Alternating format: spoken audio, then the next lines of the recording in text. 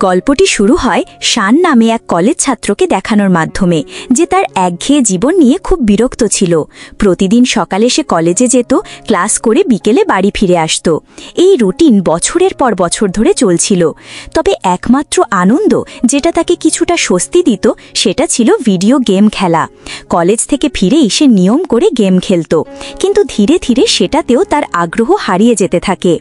একদিন হতাশ হয়ে সে ঈশ্বরকে প্রার্থনা করে বলে, জীবনটা কত একঘেয়ে, যদি মানুষের জীবনটা ভিডিও গেমের মতো মজার আর রোমাঞ্চকর হতো তাহলে কেমন হতো। ঈশ্বর যেন তার কথা শুনে ফেলেন। পরদিন সকালে ক্লাসরুমে ঢোকার পরই অদ্ভুত এক ঘটনা ঘটে। তার শিক্ষকের মাথা হঠাৎ বিস্ফোরিত হয়। সেই মাথা ফেটে বেরিয়ে আসে একটা দারুমা পুতুল, যেটা দেখতে খুবই অস্বাভাবিক ও ভয়ানক ছিল। পুতুলটা তখন ছাত্রদের একটা ভয়ঙ্কর খেলার চ্যালেঞ্জ দেয়।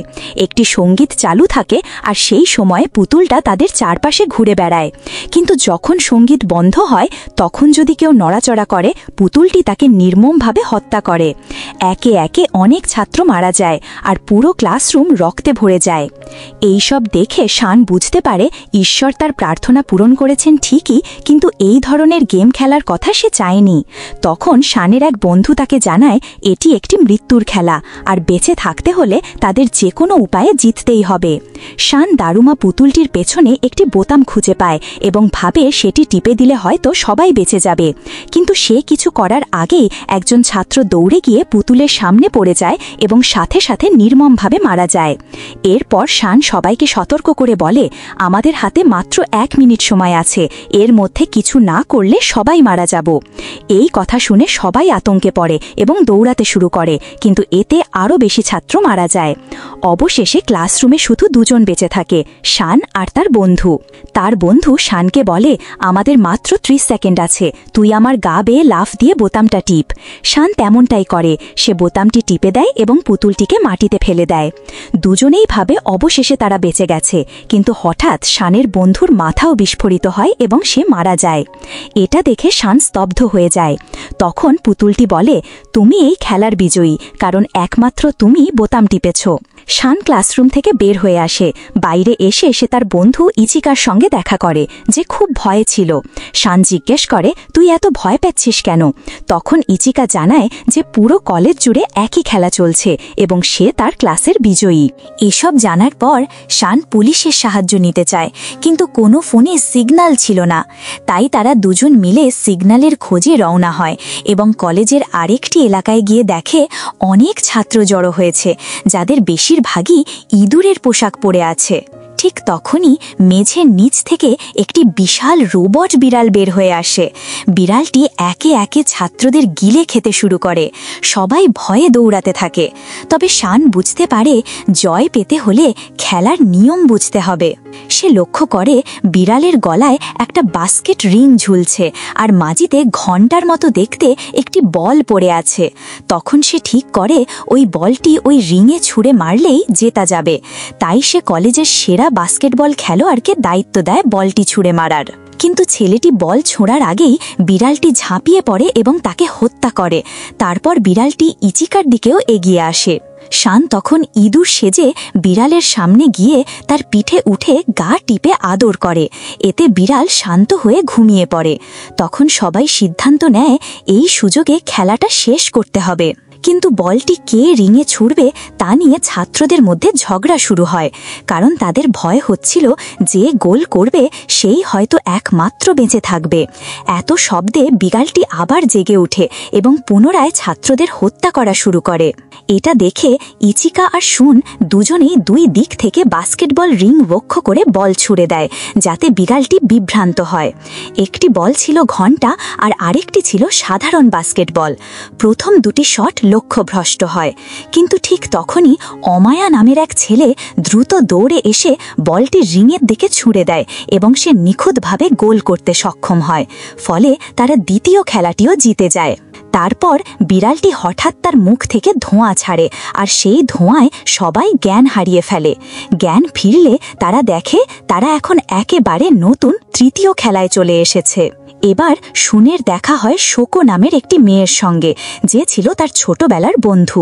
শুধু শোকো নয়, আরও অনেক কলেজ ছাত্রও ছিল যারা আগের দুটি খেলা পেরিয়ে এখানে পৌঁছেছে। তারপর 4টি পুতুল এসে ছাত্রদের সামনে দাঁড়ায় এবং পরবর্তী খেলার নিয়ম ব্যাখ্যা করে।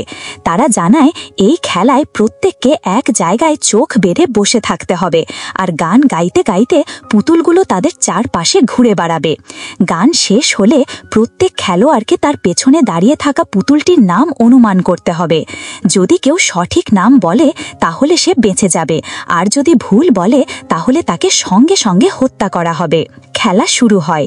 একে একে খেলোয়াড়রা নাম বলার চেষ্টা করে, কিন্তু বেশিরভাগই ভুল বলে এবং মারা যায়।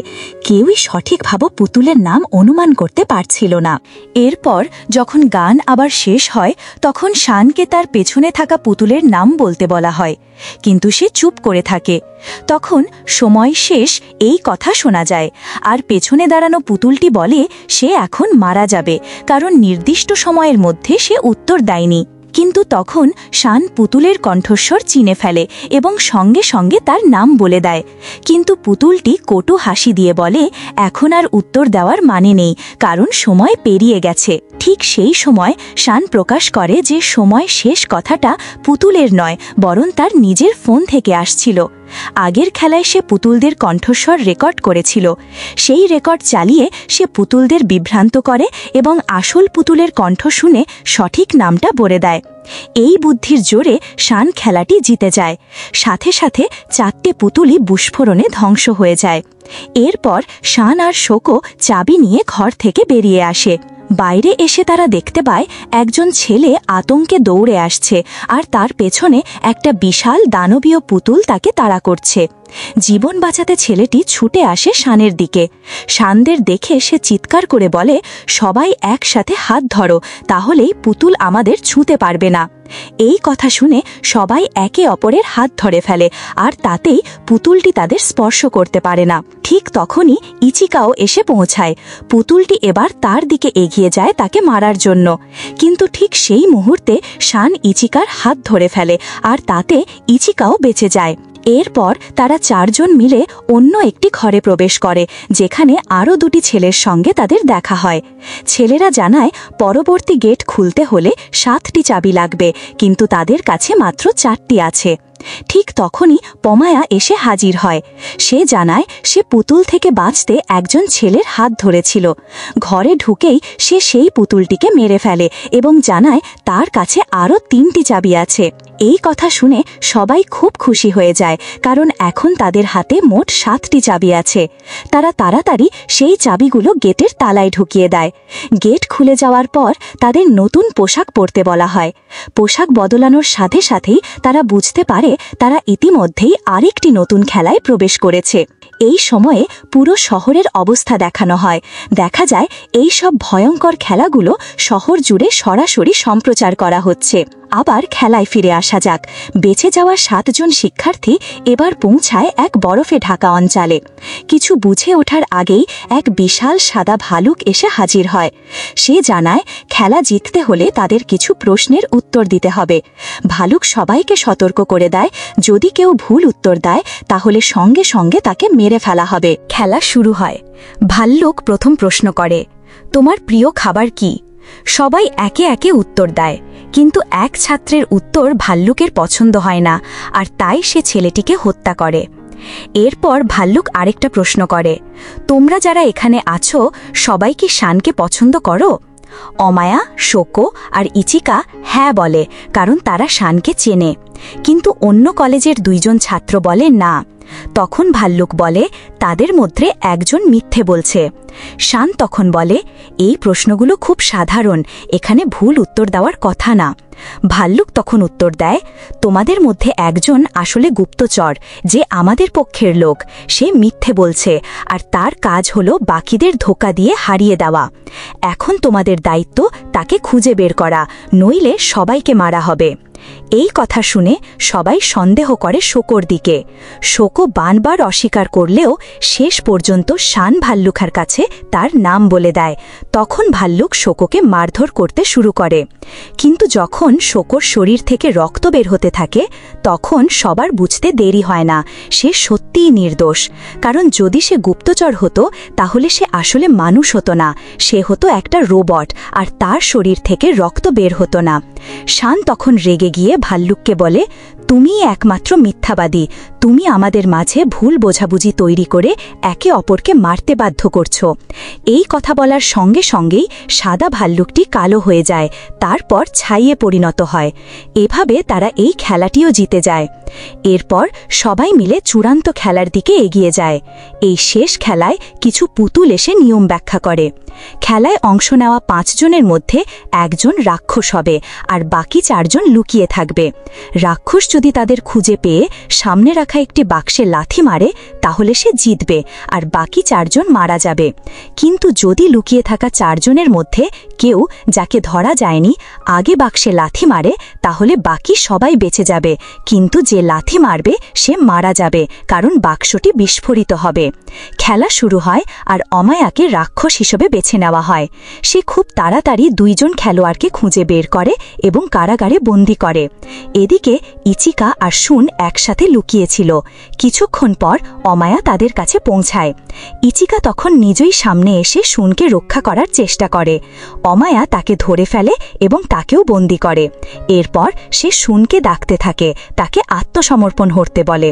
ইচিকা তাকে থামতে অনুরোধ করলেও শুন এগিয়ে যায় এবং অমায়ার মুখোমুখি হয়। দুজনের মধ্যে মারামারি শুরু হয়। মারামারির মধ্যে সুযোগ বুঝে শুন দ্রুত বাক্সের দিকে দৌড়ে যায় এবং লাথি মারে। সবাই ভেবে নেয় বাক্সটি এখন বিস্ফোরিত হবে আর শানের মৃত্যু নিশ্চিত। কিন্তু বিস্ময়ের বিষয় হল বাক্সটি বিস্ফোরিত হয় না। ঠিক তখনই পুতুলগুলো আবার হাজির হয় এবং জানায় তারা বিস্ফোরণের নিয়ম নিয়ে মিথ্যে বলেছিল। কেউ মরেনি, বরং এই 5 জনই খেলার আসল বিজয়ী। তারপর পুতুলগুলো প্রত্যেককে একটি করে আইসক্রিম দেয়। যখন সবাই আইসক্রিম খায়, তারা দেখে লাঠিগুলোর গায়ে 2টি নাম লেখা আছে, অমায়া ও শান। পুতুলরা ব্যাখ্যা করে এই খেলায় কেবল তারাই জিততে পারে যাদের ভাগ্য এবং শক্তি দুটোই আছে, আর সেটা শুধু অমায়া ও শানের মধ্যেই ছিল। বাকি 3 জনকে হত্যা করা হয়, আর অমায়া এবং শান এই 2 জনকে তাদের বাড়িতে ফেরত পাঠানো হয়। এই দৃশ্যের মাধ্যমে সিনেমাটি শেষ হয়।